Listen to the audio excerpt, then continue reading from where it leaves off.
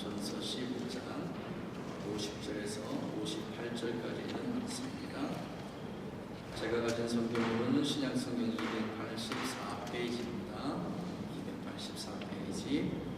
자, 50절부터 우리 함께 같이 읽어나가겠습니다. 시작. 형제들아, 내가 이것을 말하노니 혈과 육은 하나님의 나라를 유업으로 받을 수 없고, 또한 썩은 것은 썩지 아니한 것을 유업으로 받지 못하느니라.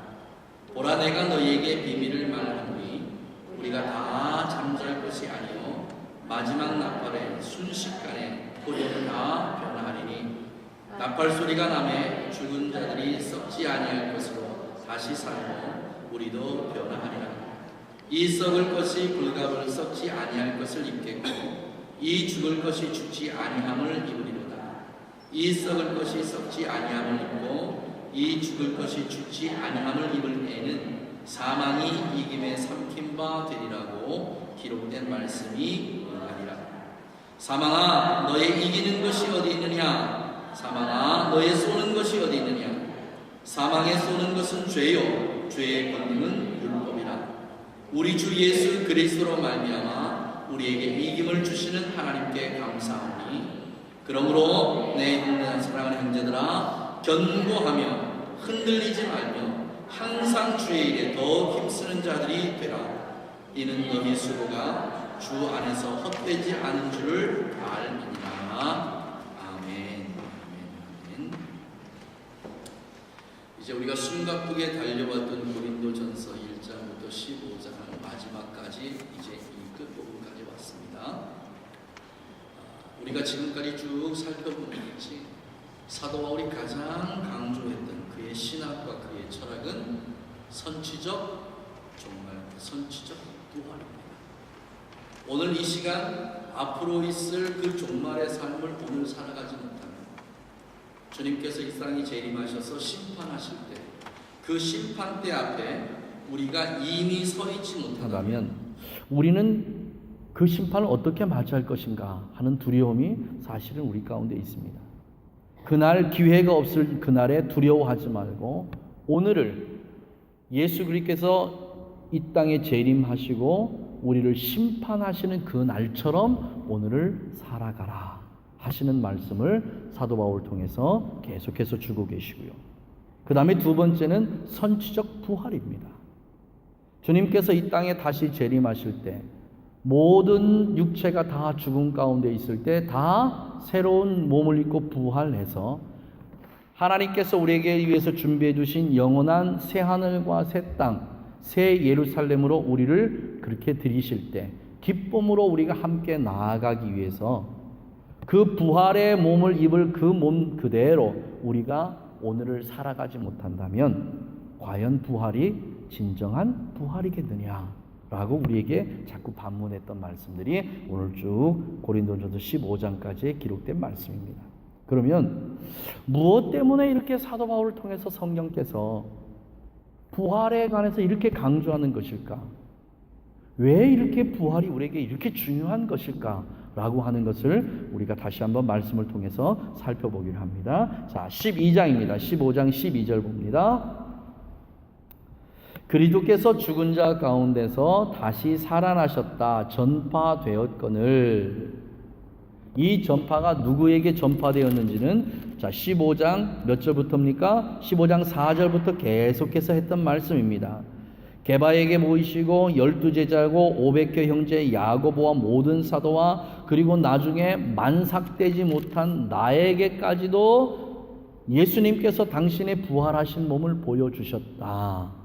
이렇게 부활의 증거들이 확실하게 많은데도 불구하고 지금 어떤 일이 벌어지고 있냐면, 어떤 이들은 어찌하여 죽은 자 가운데서 부활이 없다 하느냐, 이게 지금 고린도 교회가 가지고 있는 가장 큰 문제 중에 하나였습니다. 고린도 교회의 사도 바울이 3년이란 기간 동안 열심히 복음을 전하고 그들에게 복음을 가르쳐서 그 핵심적인 내용, 그리스도의 부활이에요. 부활.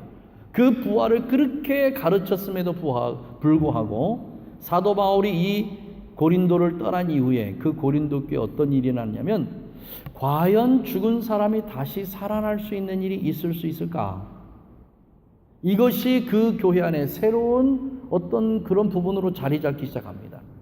이것이 누룩이 되어서 많은 이들이 처음에는 부활을 의심 없이 믿었다가 그 부활을 조금씩 의심하기 시작합니다. 이게 교회 밖에서 일어나는 일이 아니라 교회 안에서 일어나는 일입니다. 오늘 예배한 우리 가족들에게 제가 정말 의미 있는 질문을 다시 한번 던져볼게요. 여러분은 그리스도 예수의 부활을 여러분의 지혜와 지식과 학문이 아닌 지와 정과 의의를 다해서 인격적으로 그분이 부활하셨음을 정말 믿으십니까? 이 질문입니다. 많은 사람들이 성경을 읽어서 주님이 부활하신 건 알아요. 많은 그리스도인이 설교를 듣기 때문에 부활에 대해서 인식은 합니다. 1년에 한 번씩 부활절도 우리가 예배를 드리기도 하고요. 그런데 그게 아니고 내 개인이 하나님과 나와의 인격적인 1:1의 만남 속에서 정말 그리스도 예수의 부활을 믿느냐는 겁니다. 이 질문이에요. 이 질문. 이 지구상에 지금 수없이 많은 사람들이 오늘도 하나님 앞에 예배를 드립니다. 그 예배를 드리는 가운데 하나님께서 받으시는 예배는 진리의 영으로 드리는 예배입니다. 그 진리의 영인 그리스도 안에서 드리는 그 예배입니다. 그리스도 예수 안에서 드리는 그 예배의 가장 핵심적인 내용이 뭐예요? 그분이 부활하셨다는 겁니다. 부활이에요. 적어도 고린도 교회 내에서의 교회에 대한 정의는 이렇게 내립니다. 그리스도 예수의 부활을 믿고 그의 재림을 대망하는 사람들이 함께 모인 새로운 공동체예요. 이전의 공동체와는 다른 공동체입니다. 이 교회라는 이 공동체는 두 가지가 반드시 있어야 된다는 거예요. 첫째는 그리스도 예수의 부활을 믿는 믿음이 있어야 되고, 그 다음에 두 번째는 그분이 반드시 이 땅에 재림하실 거라는 이것이 있어야만 이 교회가 존재하는 의미가 있다라고 고린도전서 1장에 사도 바울은 이것을 얘기하면서 고린도전서를 풀어나가고 있는 겁니다. 이제 고린도서를 마무리하면서 사도 바울이 그 고린도 교회에 다시 한번 질문합니다. 너희들은 그리스도 예수의 부활을 믿느냐는 거예요. 이 질문에 우리 가족들이 단 하나의 의심도 없이 그냥 아멘 할 수 있기를 주님의 이름으로 축복합니다. 그리스도 예수의 부활이 나에게 주어져야, 그래야 이 부활을 믿고 우리가 살아가는데, 그러면 이 부활을 믿을 수 있는 사람이 누구냐는 겁니다. 이게 사도 바울이 성령을 통해서 우리에게 하고자 하는 질문이에요. 누가 그 부활을 믿을 수 있느냐? 이 말을 사도 바울은 선지적 부활을 살아가는 사람들입니다. 부활의 신앙을 가지고 사람입니까? 부활의 믿음을 가지고 살아가는 겁니다. 이 부활의 믿음과 부활의 신앙을 성령께서 사도 바울을 통해서 어떻게 말씀하셨냐면 이렇게 정의합니다. 보라, 이전 것은 지나갔으니 새 것이 됐다는 겁니다. 내가 그리스도 예수와 함께 십자가에 못 박혀서 나는 죽어버리고 이제 내 안에 그리스도께서 살아가고 계시는데, 그 그리스도께서 내 안에 살아가는 삶, 이제 내가 주인된 삶이 아닌 예수님이 나의 주인이 되어서 살아가는 삶, 그 말씀에 순종하고 순복해 들어가는 삶, 이 삶을 사도 바울은 뭐라고 우리에게 표현하냐면 부활의 신앙을 가지고 살아가는 선취적 부활의 삶이라 이렇게 얘기합니다. 우리의 주인이 누굽니까? 지금 내 삶의 주인이 누구시죠? 내가 내 삶을 살아가는데 그 삶의 주체가 누굽니까? 나는 누구의 말을 듣고 내 삶을 살아가고 누구의 음성을 듣고 내 삶을 살아갑니까? 이거를 지금 사도 바울이 고린도 교회에 묻고, 그리고 성령께서 오늘 우리 교회에 묻는 질문이에요. 내 안에 누가 살아있느냐는 겁니다. 아직도 내 안에 내가 주인인지, 아니면 그리스도 예수께서 내 안에 주인이 되셔서 내 욕심과 내 정욕으로 살아가는 삶이 아닌 예수님께서 원하시는, 그리스도께서 원하시는 하나님의 뜻 가운데서 살아가는 삶이냐 아니냐를 묻고 있는 질문입니다. 사랑하는 우리 가족들은 비록 우리가 이민자의 삶으로 이방 땅에 살아가지만 요셉처럼 오직 하나님의 말씀 안에서 하나님 앞에서 살아가는 그런 믿음의 신앙인 줄 믿습니다. 그런 은혜가 우리 가운데 있음을 믿습니다. 자, 이렇게 질문하고 그 다음에 21절 20절 말씀 봅니다. 20절 말씀. 그러나 이제 그리스도께서 죽은 자 가운데서 다시 살아나 잠자는 자의 첫 열매가 되셨도다. 자, 그러면 사도 바울은 성령께서 지금 뭐라고 우리에게 전달을 해주냐면, 예수님께서 죽은 자 가운데서 살아난 부활의 첫 번째 열매가 되셨으니까 두 번째 열매가 반드시 있다는 겁니다. 너희들이 만약 너희의 부활을 못 믿겠거든. 누구의 부활을 봐라? 그리스도 예수의 부활을 좀 봐라. 그분이 살아나셨지 않느냐? 그분이 살아나서 부활의 첫 열매가 되셨다면, 그분이 이 땅에 재림하실 때 우리가 죽었다가 다시 우리도 살아날 것을 왜 믿지 못하느냐? 제발 좀 믿어라, 믿어. 두 번째 질문합니다. 오늘 예배하는 사랑하신 우리 가족들은 우리가 죽었다가 주님께서 이 땅에 재림하실 그날에 우리가 다시 부활하실 것을 믿으십니까? 이 부활을 확신하십니까?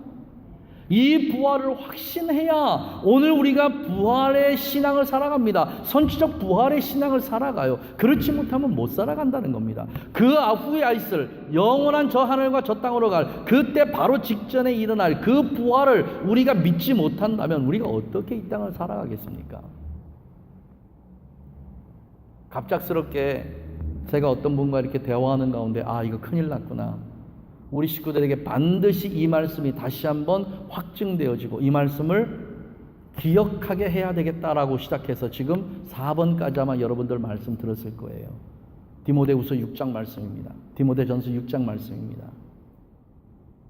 오늘 우리가 부활의 신앙으로 살지 못하면 많은 그리스도들이요, 돈 때문에 넘어지고요, 이성의 유혹 때문에 넘어지고요, 출세 때문에 넘어지고요, 자녀들 때문에 넘어지고요, 넘어지는 일이 허다하게 많이 생깁니다. 무엇 때문에 넘어집니까? 바로 이 부활의 문제예요. 저는 그렇게 봅니다.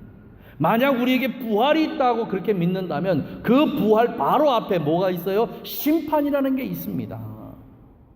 주님 부활하실 그날에 우리에게 심판이라는 것이 주어질 텐데, 우리가 그 앞날에 심판이 있다라고 생각하면 오늘 우리가 죄를 짓고 어떻게 살아가겠습니까? 주님 앞에 죄인된 모습으로 어떻게 살아가겠냐는 거예요. 이 땅에 우리의 신랑으로 재림하실 그 예수님 앞에 성결하고 거룩하고 흠이 없는 신부의 모습으로 주님을 맞이해야 될 우리의 신부의 모습인데, 더럽고 추한 모습으로 어떻게 그 거룩한 분을 우리가 맞이할 수 있겠습니까? 이것을 가지고 살아가는 게 부활의 신앙입니다. 심판이 있다는 걸 믿는 게 부활의 신앙입니다. 지금 고린도 교회 교인들에게 이것을 말씀하고 계시는 거예요. 고린도 교회 교인들아, 너희들이 부활을 못 믿어? 그래, 그럼 나중에 한번 보자. 정 부활을 못 믿게든 그리스도 예수께서 부활하신 그것을 보고 부활을 좀 믿어라. 그런데 아니, 그 부활이 있기 전에 반드시 무엇이 있느냐? 너희들에게 심판이 있을 거라는 것을 꼭 기억해라는 거예요. 마지막입니다. 그때는 기회가 없습니다. 오늘날 우리의 많은 강단에서요, 지옥과 천국에 대한 얘기가 사라지고요, 심판에 대한 이야기가 많이 사라집니다. 괜히 겁주는 것처럼 그렇게 얘기가 든다고, 제발 좀 그런 얘기 안 했으면 좋겠다라고 얘기합니다. 근데 여러분 아세요? 그게 가장 우리에게 중요한 단어인 것. 하나님의 심판과 그리고 종말은 반드시 있습니다. 그때에 우리가 주님 앞에 어떻게 나아가느냐 하는 것은 오늘 현재 이 시점에서 내가 그리스도 예수의 말씀을 가지고 그의 영을 가지고 어떻게 살아가는 내 삶의 현재의 모습으로 그분 앞에 반드시 나아가게 될 겁니다. 심판을 두려워하지 말고요, 죄 짓는 것을 두려워했으면 좋겠습니다. 심판이 뭐가 두렵습니까? 우리에겐 부활이 있고 그 부활의 심판 때 하나님께서 우리에게 상급을 주실 텐데, 면류관을 우리에게 주실 텐데 우리에게서 심판이 뭐가 그렇게 두려운 겁니까? 그러나 우리가 그 심판대 앞에 나가기 전까지 우리가 가장 두려워해야 될 것은 내가 하나님의 말씀을 거절하고 거부하는 삶을 사는 겁니다. 내 안에서 하나님을 몰아내는 거예요. 이것을 가장 두렵게 생각하고 매 순간순간마다 정말 나의 통치자가 누군가, 나를 다스리시는 내 안에 주인이 누군가 또 살펴보고 또 살펴보는 그런 은혜가 우리 가운데 있기를 주님의 이름으로 축복합니다. 이 부활을 믿지 못하는 고린도 교회 교인들에게요, 주의 성령께서 은혜를 베푸셔서 세 번째 이렇게 말씀하십니다. 35절입니다. 누가 묻기를 죽은 자들이 어떻게 다시 살고 어떠한 몸으로 오느냐 하리니 어리석은 자여, 너의 뿌리는 씨가 죽지 않으면 살아나지 못하겠고. 이제 여기에서 실제적인 실예를 성령께서 고린도 교회에 주십니다. 그 실예가 뭐예요? 한 알의 밀알이 땅에 떨어져 썩지 아니하면이라는 겁니다. 너희들이 씨를 뿌려서 그 씨가 썩는 것을 보고 그가 썩어야 그 안에서 새로운 것이 나는 것을 너희들은 세상의 이치로 상식으로 알고 있으면서도 왜 성경에 기록된 하나님의 말씀을 믿지 못하느냐? 제발 좀 믿어라 합니다. 많은 분들이요, 겉으로는 부활을 믿는 것 같고 겉으로는 그리스도 예수의 재림을 믿는 것 같은데 실제로 얘기해보면 많은 부분이 다릅니다. 달라요. 이 다르다는 건 말이 다르다는 게 아니고요, 삶이 다르다는 거예요. 삶이 달라요. 우리가 그리스도 예수의 영이 내 안에 계시고요, 내가 그 영 안에서 새로운 몸을 입고 새로운 창조가 되어서 새 사람이 되고 새 삶을 살아가면 사도 요한 1서에 기록해 놓은 그 말씀 그대로입니다. 너희가 어떻게 죄를 짓는 사람이 되겠느냐 하는 겁니다. 그리스도 예수가 너희 안에 계신데, 그분이 너희를 통치하고 너희를 다스리시고 너희 안에 하나님의 나라가 세워졌는데 그 안에서 어떻게 어두운 것들이 나오고 어떻게 더러운 것들이 나오고 어떻게 추한 것들이 나오겠느냐? 절대 이럴 수 없다라고 성령께서 사도 요한의 손을 통해서 우리에게 기록하신 말씀입니다. 제발 우리가 죄 짓는 것을요, 우리의 연약함 때문이다, 우리의 부족함 때문이다 라고 정당성을 부여하지 않았으면 좋겠습니다. 성령은 단 한 번도 우리가 죄 짓는 것에 대해서 정당성을 부여해 보신 적이 단 한 번도 없습니다. 너희는 약하나 너희 안에 계신 예수 그리스도, 그의 영으로 오신 성령이 세상보다 더 강하신 분 아니냐, 세상보다 훨씬 더 위대하신 분이 아니냐. 그분이 세상을 이겼는데, 그분이 너희 안에 계신데 어떻게 너희가 세상을 이기지 못하겠느냐. 이게 하나님께서 우리에게 묻는 질문입니다. 우리가 세상을 이기는 게 아니고 내 안에 계신 성령께서 우리를 위해서 세상을 이겨주시는 거예요. 그분의 통치에 우리가 안에 들어가 있으면, 그분 안에 우리의 전부를 다 맡기기만 하면 우리도 세상을 이기는 삶을 살 수 있다는 얘기예요. 이게 무슨 얘기입니까? 우리도 죄를 극복하고 살아갈 수 있다는 얘기입니다. 왜 이걸 부정하냐 그 말이에요. 우리가 행하는 모든 일에 실수와 허물에 제발 정당성을 부여하지 않기를 주님의 이름으로 축복합니다. 그것에 정당성을 부여하는 순간요, 우리는 모든 것을 다 잃어버릴 수도 있어요. 사랑하신 우리 가족들이 이 말씀을 다시 한번 잘 기억하고 그리스도 예수의 부활 안에서 새로운 삶을 살길 주님의 이름으로 축복합니다. 무엇 때문에 그러냐면 바로 이 50절 때문에 그렇습니다. 우리 50절 말씀 다시 한번 봅니다. 형제들아, 내가 이것을 말하노니 혈과 육은 하나님의 나라를 유업으로 받을 수 없답니다. 없어요. 이건 제 얘기가 아니고 하나님의 말씀입니다. 우리의 이 몸으로는, 우리가 가진 이 자체의 몸으로는 하나님의 나라를 유업으로 못 받는데요. 이 말씀이 무슨 얘기입니까? 하나님의 나라에 못 들어간대요. 이 몸 그대로는 하나님의 나라에 못 들어간답니다. 그럼 우리가 무슨 옷을 입어야 됩니까? 어떤 옷을, 어떤 것을 입어야 우리가 하나님의 나라에 들어갑니까? 결론은 하나예요. 그리스도 예수의 부활의 덧입으면 우리가 하나님의 나라에 함께 들어갈 줄 믿습니다. 지금 이 말씀 하시고 계시잖아요.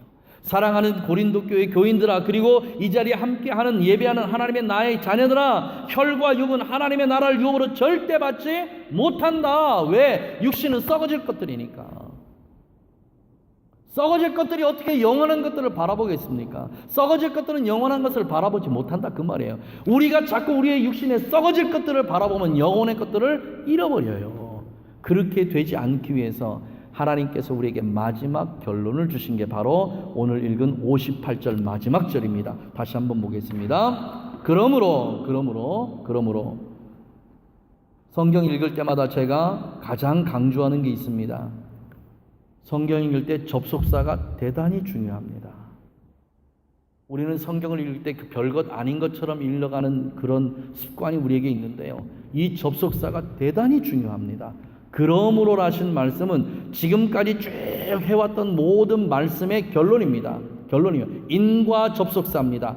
이런 원인에 의해서 이런 결과가 나오는 겁니다. 지금까지 내가 쭉 얘기했던 모든 부활, 선치적 부활과 선치적 종말 전부 다 알지. 이 모든 것들 내가 다 얘기했지. 그러므로 여기에 대한 결과물이 뭐냐면 성령께서 우리에게 이렇게 말씀하십니다. 내 사랑하는 형제들아 라고 말씀하십니다.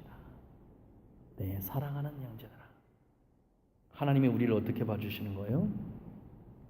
당신의 자녀로 지금 부르신 겁니다. 내 사랑하는 자녀들아. 너희들이 지금 비록 약하고 연약해서 온전한 부활을 믿지 못하고 그 부활의 삶을 살지 못한다 할지라도 내 사랑하는 자녀들아. 이게 하나님의 은혜입니다. 이게 은혜라고요. 얼마나 고맙고 감사합니까? 하나님께서 온전하고 완벽한 그 부활의 신앙을 가진 사람들만 찾는다면 정말 난감한 일 아니겠습니까? 그런데 하나님의 사랑과 은혜와 자비와 긍휼이요, 이 모든 것에서 우리를 다 자유하게 해주신 거예요. 나의 사랑하는 자녀들아.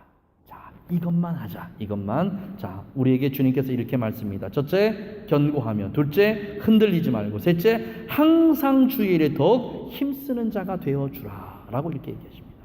자, 그러면 견고하고 흔들리지 말라고 하시는데 어떻게 하면 견고해서 흔들리지 않을 수 있겠느냐, 이게 중요한 게 아닐까? 여러분, 흔들리고 싶지 않잖아요. 견고하고 싶잖아요. 나 흔들리고 싶지 않아요. 어떤 상황 속에서 내 믿음이 흔들리는 걸 원하는 사람은 아무도 없어요. 내 믿음이 허물어지는 것 원하는 사람이 아무도 없어요. 작은 것에 마음 빼앗기고자 하는 사람이 아무도 없어요. 그런데도 어쩌다가 이렇게 흔들리는 우리의 모습을 봅니다. 그럼 이렇게 안 하기 위해서 우리에게 필요한 게 뭐냐? 자, 성경 몇 구절 찾습니다. 시편 16편 찾습니다. 시편 16편.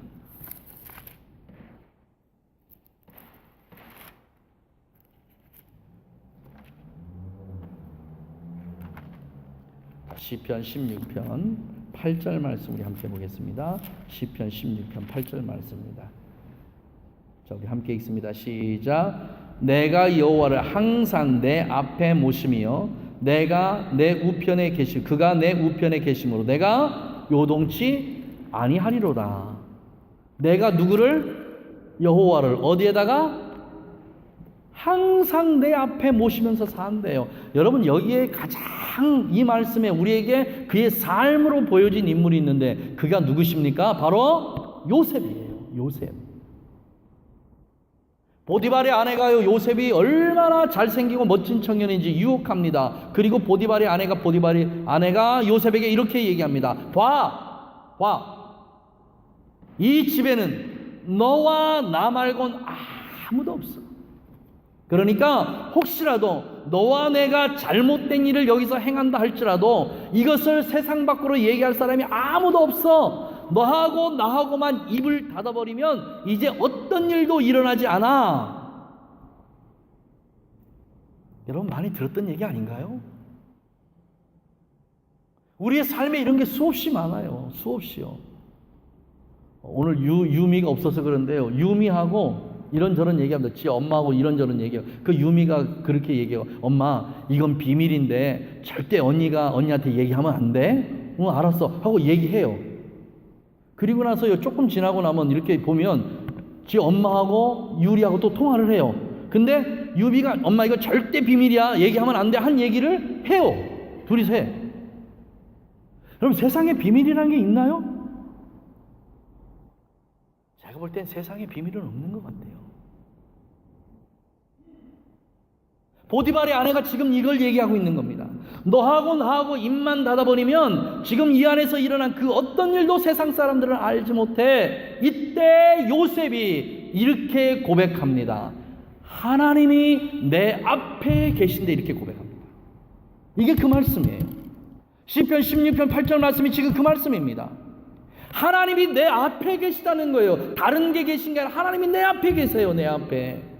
그런데 내가 어떻게 하나님의 목전에서 하나님이 눈을 뻔히 뜨고 계시는데 그 앞에서 내가 어떻게 범죄하겠냐, 이렇게 요셉이 대답을 합니다.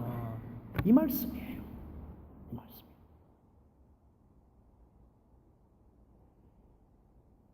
우리를 유혹하는 일이 있을 때, 우리의 믿음을 흔들리는 일이 있을 때 우리가 기억해야 될 꼭 말씀입니다. 하나님이 내 앞에 계신데, 하나님이 내 앞에 계신데, 지금 내가 무슨 일을 하는지 하나님이 내 앞에서 보고 계신데 내가 그 앞에서 어떻게 죄를 짓겠느냐예요. 어떻게 죄를 짓겠느냐. 사랑하시는 우리 가족 여러분, 요셉도 사람입니다. 엘리야도 우리와 똑같은 사람이라고 성경은 그렇게 기록합니다. 요셉이 극복해낸 일이라면 왜 우리는 극복하지 못하겠습니까? 엘리야가 하나님의 은혜 가운데 그런 놀라운 일을 행했다면 왜 우리는 그 일을 행하지 못하겠습니까? 문제는 뭐지요? 하나님이 뻔히 보고 계신 그 앞에서 어떤 이는 그 죄를 극복을 했는데 어떤 이는 그 죄를 그냥 범하는 것, 이게 다를 뿐입니다. 이게 다를 뿐이에요. 지금 하나님께서 우리에게 요구하신 요구사항은 이겁니다. 제발 사랑하는 내 자녀들아, 너희 앞에 내가 있음을 기억해라. 제발 내가 있음을 기억해라. 야고보서 1장 6절에서 8절 이렇게 말씀합니다. 마음에 정함이 없는 자들은 흔들리고 요동하는 자와 같아서 그가 하는 모든 것에요 열매가 없다고 얘기합니다.